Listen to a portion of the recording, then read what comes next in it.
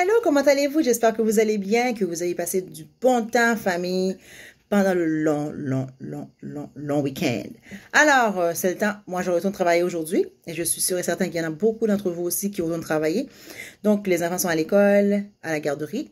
Puis, je me suis dit, ben, laissez-moi vous faire un petit coucou et vous souhaiter une bonne journée. Puis ensuite, je voulais aussi vous inviter, parce qu'on est au printemps, non? Alors, je vous invite à favoriser les jeux extérieurs maintenant. Parce que, surtout vous qui vivez dans un pays comme moi, au Canada, qui vraiment respecte les 4 saisons, là, il va falloir qu'on profite le plus possible des saisons qui vraiment nous apportent de la chaleur. Alors, on est au printemps, bientôt l'été. Alors, je vous invite à favoriser les jeux extérieurs. Alors, invitez les enfants à jouer le plus souvent à l'extérieur. Je sais que vous travaillez, moi aussi je travaille, mais dans l'après-midi, puis les fins de semaine, pour vous qui ne travaillez pas les fins de semaine, alors je vous invite à laisser les enfants plus jouer à l'extérieur le plus longtemps possible, même en service de garde aussi. Vous pouvez laisser les enfants un petit peu plus à l'extérieur. Il y a tellement de possibilités à l'extérieur pour que les enfants puissent apprendre. Alors, offrez les enfants l'opportunité d'explorer, de découvrir. Hein. L'apprentissage par l'enquête, alors c'est le temps où les enfants vont pouvoir, si vous faites du jardinage, apprendre vraiment les processus, comme on va semer les graines, ils vont germer, etc., etc. C'est quoi que les plantes ont besoin. Puis, il y a d'autres choses aussi, les enfants vont pouvoir découvrir. Il va y avoir des vers de terre, je vous le dis. Alors, c'est le moment de vraiment parler aux enfants des choses de la nature, des éléments de la nature, de vraiment leur permettre de découvrir de par eux-mêmes. Parce que c'est la meilleure façon d'apprendre, c'est de vraiment s'amuser. Alors, on s'amuse à l'extérieur, on joue dans le sable, on joue dans la boue, ça apporte vraiment des bienfaits. Non seulement que les enfants vont pouvoir respirer de l'air pur à l'extérieur, pas rester tout le temps à l'intérieur, surtout dans le moment qu'on vit maintenant.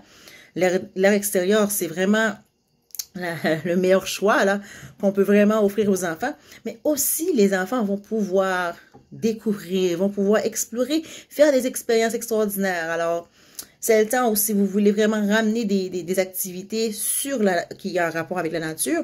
Donc, c'est le temps de raconter une histoire qui parle des plantes, qui parle des animaux. Mais là, c'est le printemps, là, comme les animaux, les vers de terre. Ou peut-être que vous allez pouvoir maintenant vraiment faire des nids d'oiseaux. Je sais pas, moi, cherchez-y des activités qui vont à l'encontre, qui vont vraiment rencontrer les besoins et intérêts de votre groupe ou de vos enfants. Alors, allez-y, faites des recherches, trouvez-vous des choses pour les occuper dehors. Puis, il y a la craie maintenant. Allez-vous chercher des craies pour que les enfants puissent pouvoir dessiner par terre sur le pavé ou sur le mur ou faire tracer des chiffres, des lettres, faire des parcours à obstacles à l'extérieur, leur permettre de bouger pour développer leurs petits muscles aussi, leur motricité globale. Puis, pendant que les enfants vont manipuler aussi le sable, puis prendre des petites branches de bois pour faire... Il y a beaucoup de structures.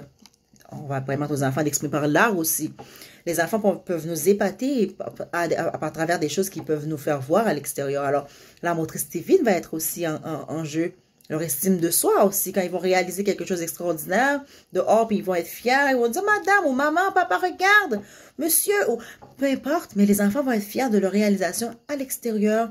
Le soleil, on peut parler aux enfants comme des saisons. On est au printemps, mais on peut quand même leur parler des 4 saisons pour leur dire où le soleil se situe maintenant qu'on est au printemps. Et qu'est-ce qui va se passer au printemps? Qu'est-ce qui va arriver? Est-ce que les arbres vont se réveiller? Il va y avoir plus de pluie. Alors, ça va commencer encore. On va commencer à avoir des petits... Ah oui! Ça va commencer vraiment à pousser. Vous voyez?